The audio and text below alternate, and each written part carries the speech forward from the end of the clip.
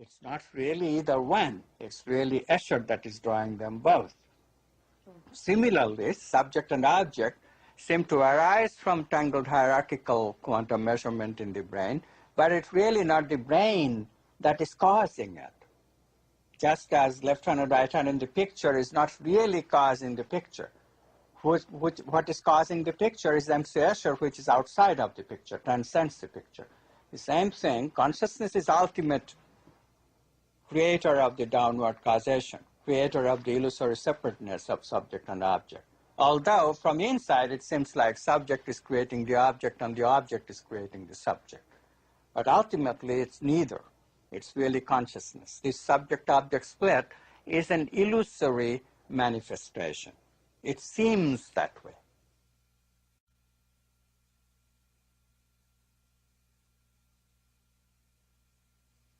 Then why do I feel separate from you?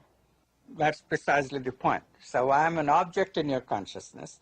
You're identifying with your brain, which is also an object in your consciousness, but you're identifying with it. That's what tangled hierarchy does. Now it's making sense to you, I'm sure. That's what every one of us have, that I-ness. This brain is special because this is the subject of my experience, and I'm looking at you. You are an object in my consciousness, in my awareness. You are separate from me. You are secondary also because I, the vehicle of this brain that I identify with, is seeing you as an object in my consciousness. So you are secondary to me. All this is the result of this tangled hierarchy and this conditioning of that identity. So ultimately, if I am able to let go of the subject-object and just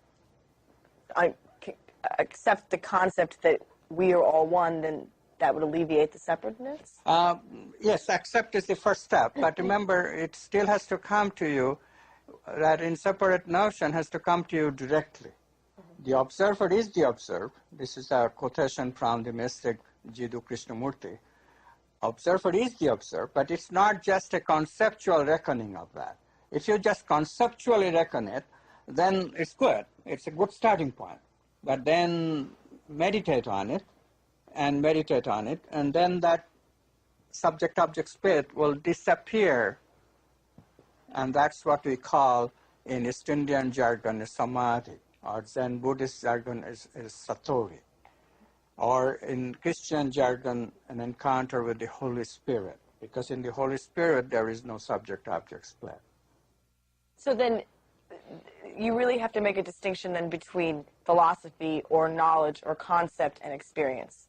Philosophy and knowledge or concept are all secondary to this experience of wisdom. In this wisdom, there is no separateness. The separateness shrinks to the recognition that observer is the observed. Whereas the split comes in the identification with part of the object spectrum, namely my brain. So when we recognize directly, by direct experience, that we are capable of bridging that separateness, then I know that there really isn't any separateness ultimately. I am one, for the sake of experience have become two or many, but it's only an illusory separateness. I am still one, because this separateness is just an imposition on my oneness, just as we make chalk marks on a blackboard. The board remains unity, however many chalk marks I have made. So consciousness remains that one always, except that many experiences, many manifest experiences are being created in this consciousness, which then become the source of our apparent separateness and confusion.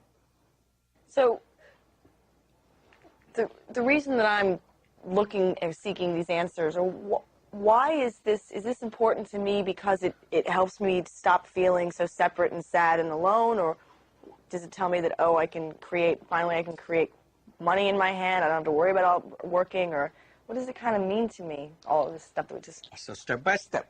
The first thing that as soon as you hear this, 70s are a good example when Fred Alan Wolf actually first coined this phrase, I create my own reality.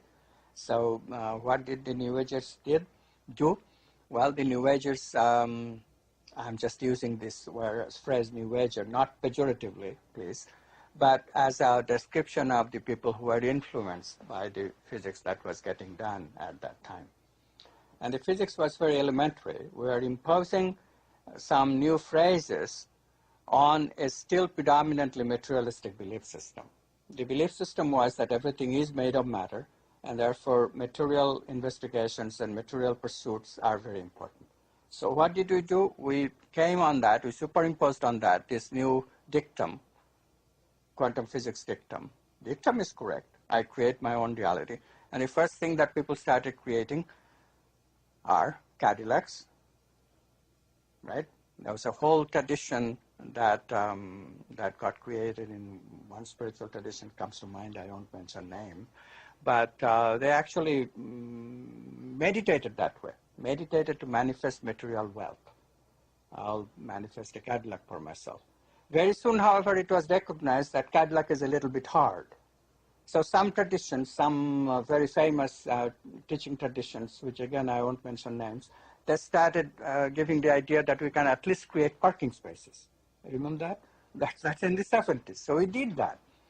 But after a while, it became clear, thanks to Ludwig Buss in Australia, myself at Oregon, and Casey Blood at Rutgers, it became clear that the place from where we choose to create my own reality, that place of consciousness is a very special, non-ordinary state of being, where the subject-object split tend to disappear. The samadhi or satori that I was telling you about.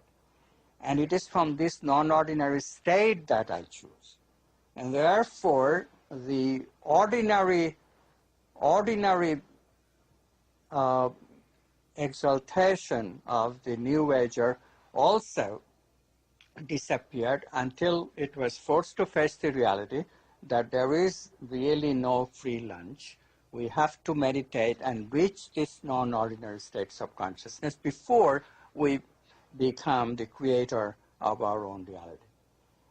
That took a while, but now I think finally people are recognizing that there is no shortcut, but the cut is not that long either. It's not that hard. It's not that hard. We have been engaging in creativity for a very long time. We have created a great amount of art, music, even science, great amount of it. So there are many people who are experienced with creative process that eventually leads to this continuous leap towards this non-ordinary state of consciousness. As this is being clear, we are getting a new wave of a new generation of enthusiastic investigators who are ready to take this leap. And then it means a whole lot to me because I become different in the process. I become empowered in the process. I become a lover of creativity in the process. I become transformed in the process. I'm capable of experiencing reality at a much more subtle level, in a much more